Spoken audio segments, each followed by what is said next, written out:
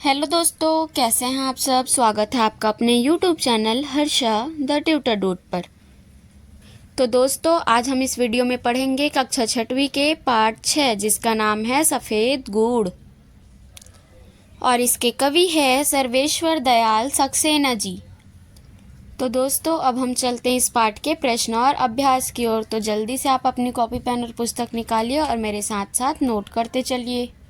पहला प्रश्न है, माँ के आसमान की तरफ देखने भर से बालक क्या समझ जाता था। तो इसका उत्तर आएगा, माँ के आसमान की तरफ देखने भर से बालक यह समझ जाता था कि उसकी माँ के पास पैसे नहीं हैं। प्रश्न 2 है, बचपन से ही माँ बालक को कैसी कहानियाँ सुनाती थी। तो इसका उत्तर आएगा, बचपन से ही माँ बालक को ईश्वर भक्ति की कहानियाँ सुनाती थी जिससे वह सच्चा ईश्वर भक्त बन जाए।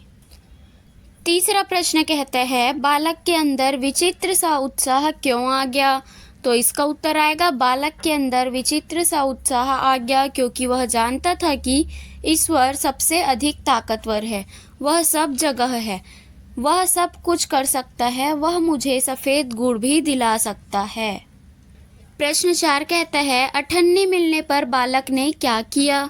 तो इसका उत्तर आएगा, अठन्नी मिलने पर उसने मन ही मन ईश्वर को स्मरण किया, उस अठन्नी को बार बार निहारा, चूमा, माथे से लगाया, उसे वह ईश्वर की कृपा समझा और उसे लेकर दुकान चला गया।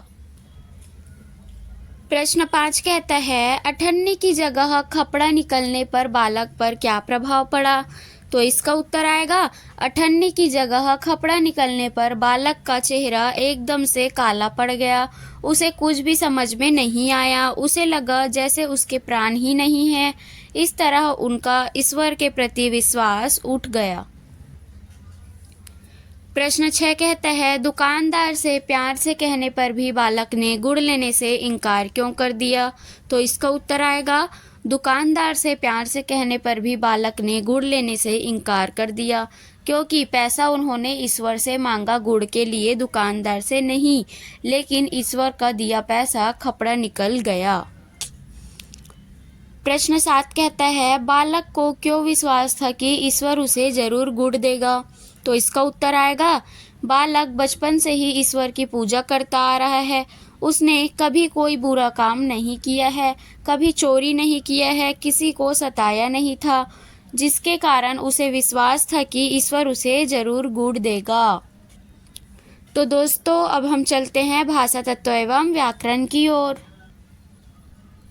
तो पहला प्रश्न है, विशेषण के उदाहरण ढूंढकर लिखिए। तो पाठ में जितने भी विशेषण आए हैं उसे हमें ढूंढकर लिखना है।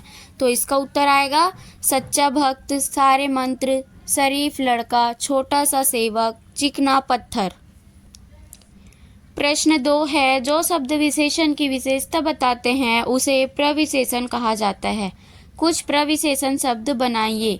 तो इसका उत्तर आएगा, पहला है बहुत सुंदर लड़की, दूसरा है सुंदर गोल चपाती, तीसरा है एक छोटा सा चिकना पत्थर और चौथा है मैं बहुत छोटा सा सेवक हूँ। तीसरा प्रश्न कहता है, उचित शब्दों से रिक्त स्थान भरकर कहानी पूरा कीजिए। तो यहाँ पे कुछ रिक्त स्थान दिए गए थे जिन्हें हमको भर के इस कहानी को पूरे करने हैं। तो इसमें आएगा, अचानक उसे अजान की आवाज़ सुनाई दी, गांव के सिरे पर एक छोटी सी मस्जिद थी, उसने थोड़ी सी आंखें खोलकर देखा, अंधेरा काफ़ी गाढ़ा हो गया था, मस्जिद के एक कमरे बराबर ढलान में लोग नमाज के लिए इकट्ठे होने लगे थे, उसके भीतर एक लहर सी आई, उसके पैर ठिठक गए, आंखें पूरी बंद हो गई, वह मन ही मन कह उठा, ईश्वर यदि तुम हो और सच्चे मन से तुम्हारी पूजा की है तो मुझे पैसे दो, यही इसी वक्त। तो दोस्तों, इसी के साथ हमारा यह पार्ट भी हुआ कंप्लीट। आने वाले और नए वीडियो देखने के लिए चैनल को सब्सक्राइब कीजिए।